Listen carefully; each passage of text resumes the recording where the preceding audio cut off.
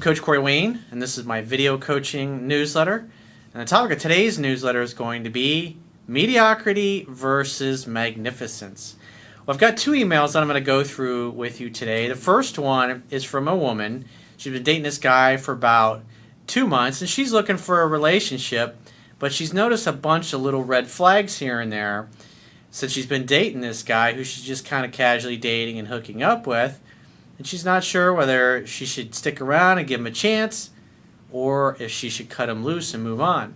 And the second one is from a guy who's been following me for about 1.5 years. And so he shares his success story of how my work has helped him dramatically change his life. He went from being in a scarcity mindset and not having very much success with women to expanding his social circle, making a bunch of new friends, and sleeping with a lot of new women. So I've got a quote that I wrote on this particular topic, and we're going to go through both emails. So the quote says, "You always have a choice in how you will live your life. Every action you take and every action you fail to take matters. You're either moving towards what you want or making excuses and taking yourself further away from your destiny because of fear, doubt, or uncertainty. Success comes from continually grinding towards emotionally compelling dreams and goals despite the odds, failures, setbacks, obstacles, and taking action even when it seems hopeless. Patience, persistence, and perseverance eventually will pay off. However, success is not a final destination, for when you reach your dreams, you realize you can always become better and dream even grander dreams. Most people live lives of mediocrity. True glory and a full life well lived is reserved for those few who refuse to settle and succumb to their fears. Why? Fear only exists in the mind of man. It is an illusion." Well, I just finished watching the Super Bowl, saw the Broncos win. Peyton Manning, who was a quarterback of the Broncos, who is obviously a first ballot Hall of Famer, this was his 4th trip to the Super Bowl, and he's 50-50. He went twice with the Colts, won once, lost once, and he went twice with the Broncos. He lost the first time, and he won the second time. And obviously in big games like this, there's always somebody that wins and has all the glory, and there's always somebody who loses.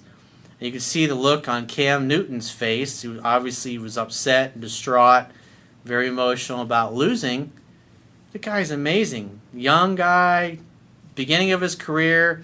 When you look at the big scope of things, as long as he continues obviously to stay healthy and stay in the NFL, there's a really good chance he's going to be able to make it to another Super Bowl or two. When you look at the truly great players, I mean, you look at like Tom Brady. He's been 6 times.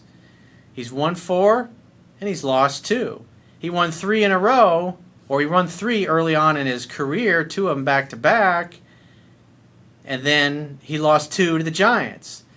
And they were literally on track, I think it was 2007, to have a perfect season and do what only the Miami Dolphins had done, but they lost in the Super Bowl to the Giants. And then they played the Giants again 2-3 years later, and they lost again. And so on their 6th trip, so it's like his 4th and 5th time, he lost twice, 2 times in a row. And then if you watched last year's Super Bowl, where it looked like the Seahawks were coming back and they were literally 1 play away, and then you had I think it was Malcolm Butler, the defensive back, jumped in front of the pass and intercepted it right in the fucking goal line. I mean, what an amazing game. It's just, so there's always winners and there's always losers. And so why to the people that are the best, the guys like Tom Brady or the Peyton Mannings or the Brett Favres or the Deion Sanders, the Jerry Rices, or the Joe Montanas, the guy or the Bart Starrs, the guys that go to the Hall of Fame, they don't let failure deter them. They understand that failure is a part of life. And just because you win one year doesn't mean you're going to win the next. I mean, you look at somebody like Dan Marino, who's in the Hall of Fame. He went to 1 Super Bowl and lost, and he never got back there. And that's just the way it is. But you always got to keep grinding, always try to get better. Eventually, you succeed in life. And that's what you saw today. I mean, just a couple of years ago, the Broncos were in the Super Bowl, Peyton Manning's third trip there, and he lost again. So he lost twice in a row. First trip to the Super Bowl, he won. His next two trips, he lost. And if you watch the playoffs, I mean, it was pretty challenging, but he got back there after missing several games this season. And to see him win and potentially this be his last rodeo, so to speak, it's pretty fucking awesome to see that. But he kept grinding, kept trying to get better. And it was interesting, I was watching the coach of the Panthers. He's very positive, upbeat. He played on the Chicago Bears in 1985. Great defensive player. Won a Super Bowl with them.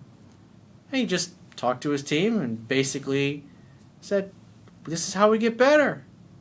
We get better and we come back next year. They got a bright future. Young team, a lot of great players, great coach. Pretty amazing. I'm excited to see what happens with them. But that's what separates winners from losers, is they don't give up. They don't let failure destroy them or deter them. Or when they get to a point, because obviously people that play in professional sports are not going to play, you're not going to be young forever, and you only got a certain number of years that you can play. And what's interesting is you look at most of the players that play in the NFL, within 2 to 3 years of being out of the NFL, they're broke, they're bankrupt. And a lot of those guys never make the kind of money that they once made in the NFL. But many of them go on to do really well, become multimillionaires, and a lot of guys made even more money after they got out of the NFL because they kept grinding, kept trying to get better, kept trying to improve their skills, kept trying to learn more, kept trying to learn ways that they could add value and monetize it. Most people give up and they settle. And so this first email, what I liked about it is, this woman's at a place, she knows what she wants, she knows what her outcome is, but obviously there's several red flags here. And a lot of people stick around in these situations. So let's go through her email. She says, "Hi Corey, can you please tell me how I can turn a fling into something more?" Well, remember, it takes two people to make a relationship work. Both of you have to want the same things. You both have to have the same goals and values. And you also got to look at the history of the other person. And I'll explain why that's so important in a minute here. She says, "I met a guy on Match.com whom I've been casually dating for about 2 months. We were so attracted to each other that we slept together on the second date." Well, most women, on average, sleep with a guy by the second or the third date. That's just the reality. Nothing wrong with it, just the way it is. I only let this happen because I was single for a long time prior to meeting him. So you were highly motivated. In real estate, that's what we call, you were a motivated buyer, if you will. It's been fun, but I'm starting to really like him. Remember, women fall in love slowly over time. That's why when it comes to coaching guys, I say focus on hanging out, having fun, and hooking up. And that's what this guy is doing. However, for the ladies that are watching, the idea is you got to be able to recognize when a guy's really into you and when he's just out for the punani. And being strong enough to walk away from these situations, especially once your emotions get engaged. Because if you wait till after you're in love and then you leave or you hold out for a period of time, it's going to sting a lot more when you realize that the other guy just can't give you what it is that you want. It's like if you're somebody, you start dating somebody and everything's great, then you start to find out that they cheated on half the people that they've been in relationships with in the past. But you're so in love and you're so happy, or things are so great and you have so many things in common, you think, hey, I'm going to be different. You got to look at things like that. There's a lot of screwy people. When you learn the things that I teach in my book, you realize most of the people you're going to encounter in life are fucked up. I got a call the other night from a guy I hadn't talked to in 2 years. He used to work for me. And he's sending me pictures of these girls that he knows and saying, I got these on speed dial, but I'm being completely faithful to my girlfriend who he's got 2 small children with. He says he's changed. And I'm basically saying to him, come on, man, don't you... It's like people don't change. They may become a better version of themselves, but they don't change. He says, well, let's get together and hang out, and I'll whisper in your ear what's really going on. It's like, I know this guy. I know he worked for me for many years. We were friends for many years. I know what he's like. That's just his nature. He's just dishonest in a lot of ways. So, I've known this guy 17, 18 years. Like, he's really going to fucking change? He's sending me pictures. Did he send me pictures of his wife? No. He sends me pictures of two hot girls that are his clients. Oh, they're on speed dial.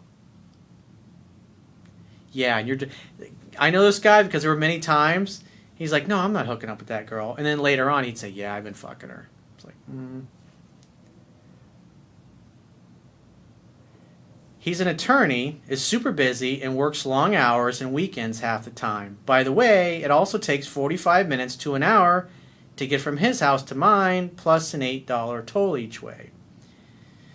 We've been on 2 actual dates. The rest have been him coming over to my apartment around 9:30 p.m., hanging out, talking, watching TV, smoking, and hooking up. Oh, so you like the Chiba, huh? I assume that's the smoking you're talking about. Or maybe it's the hookah, of course. Nothing wrong with little Bob Marley or little Mary Jane every now and then. And him leaving the next morning, either to go to work or home if it's a weekend. We have talked about what we wanted. Well, the key is to make sure that you both want the same things. You share the same goals, same values. I'm looking for a relationship. He said he's looking for companionship, friendship, which will eventually turn into a relationship. Well, the key is, what is his history? I mean, there are guys that are like serial monogamists, and they eventually, you look at a guy like Warren Beatty, who was a serial monogamist his whole life. He dated a lot of women, hooked up a lot of starlets, and it wasn't, I think, until he was late 50s, early 60s that he finally settled down, got married, had kids, and he's still with his wife. I think they've been together 15, 20 years now. But he was the playboy. You look at like Leo DiCaprio. He's dated one beautiful supermodel after another. Some of them for a few months, some of them for a couple of years. He used to date Tom Brady's wife, as a matter of fact. Will he ever get married? Who knows? Let me look at George Clooney. Serial monogamous, serial bachelor. He's finally just settled down and got married for the second time after for many years saying, I have no intention of getting married again. I'm not good at it. I just have a good time.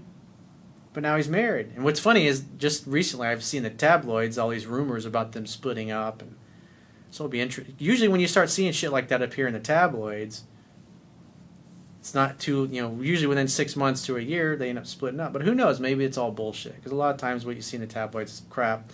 But you can't help but notice them. They're all in the newsstands. It's just interesting to watch those things. And that the relationship develops over time. Throughout this time, we've been hanging out, and I noticed he doesn't really ask about me. So there's the rub. That's a major red flag. Because when somebody really, truly cares about you, they want to know everything about you. They want to know about your hopes, your dreams, everything. And they're excited to learn about you. And for a guy listening to a woman open up about her deepest, darkest fears or her anxieties, he's still going to love her no matter what. Everybody's got flaws. Everybody's got faults. I'm not perfect. The women I've dated over the course of my life, they're not perfect either. Everybody you're going to encounter in life has got flaws. They're going to say and they're going to do things to hurt you. It's just the question is, how much are you willing to suffer for that other person before you finally say, all right, that's it. That's just, you pushed me too far. That's a question that everybody has to answer for themselves.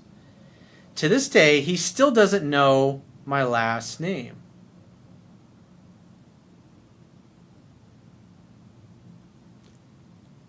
Survey says, We do text a few times a week just to say hello until the next time we meet up.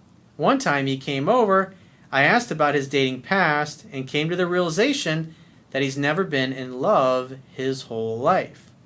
He is 40 and I'm 36. What a fucking tragedy. He's never known what it's like to be in love. Oh, that's brutal.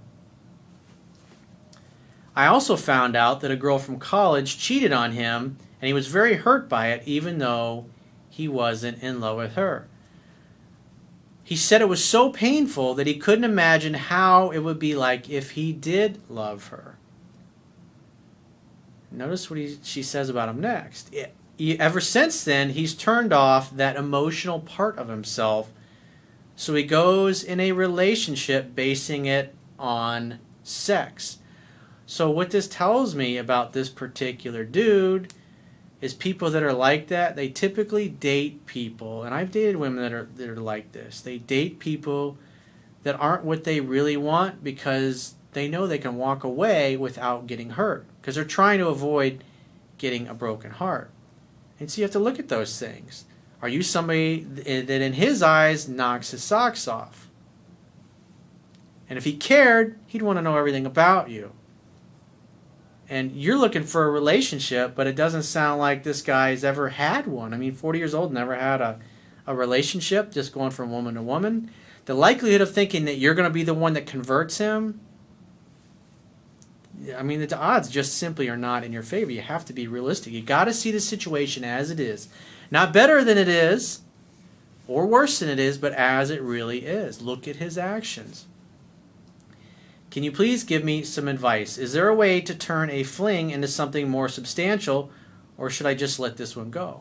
Well, the shortest relationship I ever had, long-term relationship, was about 6 months. And one of the things that I learned about this woman is that she never asked about my goals, my dreams, where I saw myself in 5, 10, 15, 20 years. She never asked those things. I remember when we would drive around in the car, we always had to put the car stereo on either something that she had playing in her cell phone, or, part of her playlist, or she had to choose a station. It was like the same thing when it came to watching TVs or movie. It's like she was a bit of a narcissist in that way. And it's like one of the things I realized after we split up was like, I don't ever remember her asking me anything about really getting to know who I was as a human being, because she was so focused on herself. That's why we only dated. Plus, she was just a non-communicator. She literally refused to communicate, and that's why it didn't last for very long. As and I realized many months before we broke up that things didn't change. It wasn't going to work out, but she was really fucking beautiful, and we did have a really great time together.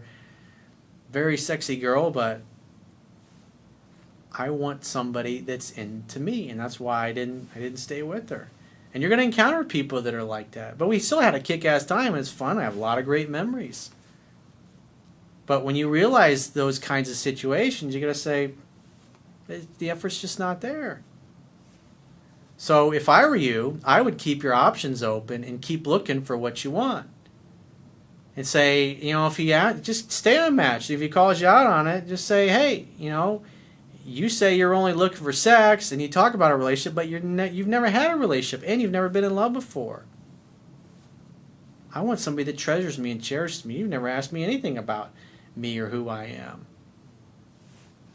So I'm just keeping it casual. And if I find somebody that's really what I want, and who cares about me and wants to know me, and actually gets to know my last name, so I would treat this particular dude like a fuck buddy, and that's it. And if you're getting too emotionally attached where you don't think you're going to be able to handle it, then it's time to cut him loose.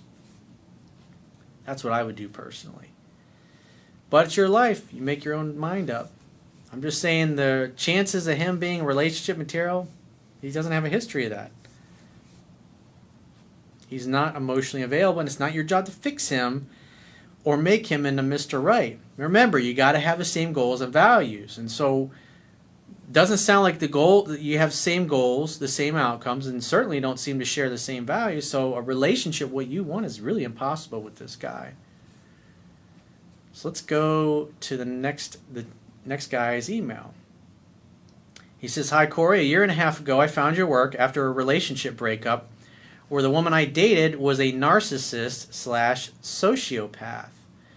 And narcissists and sociopaths tend to date people with low self-esteem. I did an article, I think in the past year, on narcissism, and because it's amazing. There's so many people out there that are really fucked up, and you need to educate yourself in these things so you can spot this kind of behavior, because they tend to blow sunshine up your ass and tell you how awesome you are at first, And then they start berating you and tearing you down, and eventually they just discard your ass like you're fucking trash and you mean nothing to them, because quite frankly you don't. Everything's about feeding their ego, and all their friendships tend to be phony. They always got to be the center of attention. I didn't realize this until a couple of weeks of research after the breakup, when I was determined to try and find out what went wrong. That research also led me to your work. I went about devouring your book and videos, amongst many others in the genre of dating/relationships and how to get your balls back, to the point where I am now an expert and amateur psychologist to my friends. That's what I want people to do. I want people to learn my book inside and out and get the help that they need, and not only help themselves, but help everybody they know who's open to listen to it. Because most of the people that you're going to encounter in life, they're not interested in self-help. They're not interested in self-improvement. The majority of the people, when they first come in, they're really just like, I just want to get laid, Corey. I just want some fucking pussy. That's all I care about. I don't want to hear about my career or taking care of my body, or I don't want to hear your fucking political views or your religious views or what you think spiritually. Well, if you notice, if you've been to my website, it says life is relationships. Everything you do in life is all about your relationships with other human beings. And when what I teach really is what motivates people to do what they do. That helps you make better decisions and interact with other human beings so you can get what you want in every area, personal and professional. It's not just about getting some pussy, if that's what you're looking for. I can help you with that, but it's really about being your best self, because you have to become what you want to attract. And people that are unwilling to do the work on themselves, people that have lousy success or don't have really good success stories, they've been following me for a while, they go, yeah, I've just kind of thumbed through your book once. I have people that follow me 2-3 years and they still haven't read the book yet. And they wonder why they still struggle. And I do phone sessions with these guys. It's like, and I point it out, and I say it in the videos all the time, but yet people keep booking phone sessions with me. And I'm like, I'm still struggling. Like, I talked to a guy this past week who was going on lots of dates, but he wasn't getting any first or second dates. And he's like, I read your book 20 times. I was like, well, tell me what you're doing. So he's going out on dates, and before he's even kissed women, he's like, hey, you want to go back to my place? He's just focused on sex and getting laid.